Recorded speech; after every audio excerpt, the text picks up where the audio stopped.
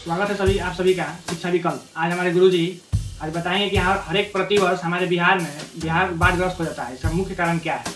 Sir, हम आपसे जानना चाहेंगे कि बिहार के अनेक जिलों में बाढ़ग्रस्त होने के कारण हमारा बिहार काफ़ी क्षति पहुंच रहा है। इसका मुख्य कारण क्या है?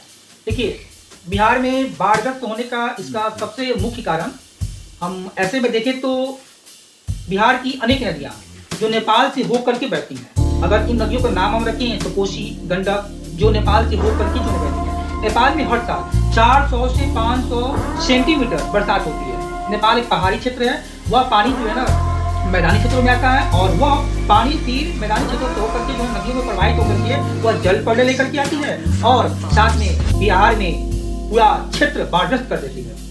मतलब आपके कहने का मतलब है कि बिहार की जो कोसी नदी है उसका उद्गम स्थान नेपाल है, क्या ये सही है? हाँ, बिल्कुल सही है। कोसी नदी का उद्गम स्थल नेपाल है।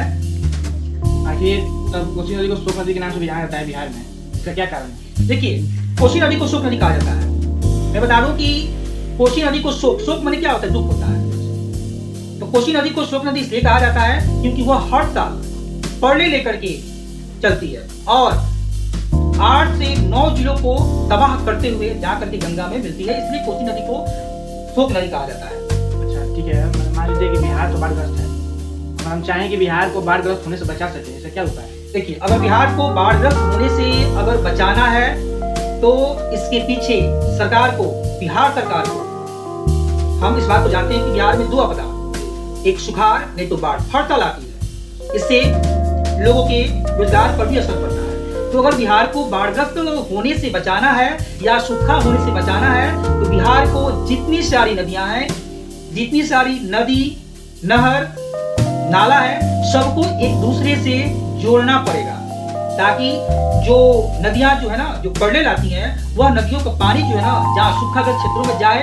जिससे भी जो है ना सिंचाई की सुविधा उपलब्ध हो और किसानों को फायदा हो और बाढ़ग्रस्त होने से भी बिहार बच सकता है। अब आपसे आखिरी प्रश्न, आखिर नेपाल प्रतिवर्ष हमारे बिहार की कोसी नदी में पानी क्यों छोड़ता है? देखिए, क्या कारण है? इसके पीछे का अगर हम इतिहास को देखें तो सन 1954 में नेपाल के प्रधानमंत्री और भारत के प्रधानमंत्री यानी कुछ समय भारत के प्रधानमंत्री पंडित जवाहरलाल नेहरू थे और नेपाल के प्रधानमंत्री के बीच एक समझौता हुआ है, जिस समझौता के तहत यह तय हुआ है कि कोसी नदी के जो जल है उसका बिहार के लोगों को भी फायदा होनी चाहिए, जिसे सिंचाई के लिए, बिजली उत्पादन के लिए और बांध मरम्मत के लिए। उसी समझौते के तहत नेपाल हर साल कोसी नदी में पानी छोड़ता है। इसके लिए बिहार सरकार ने कोसी बैराज बनाई है, जिसमें 56 गेट बनाए गए हैं। आज 2 दिन पहले उसी 56 जब कोसी नदी के जो ना बैराज पे जब पानी का दबाव बढ़ने लगा तो 56 गेट खोले गए और उसी गेट खुलने का वजह है कि बिहार में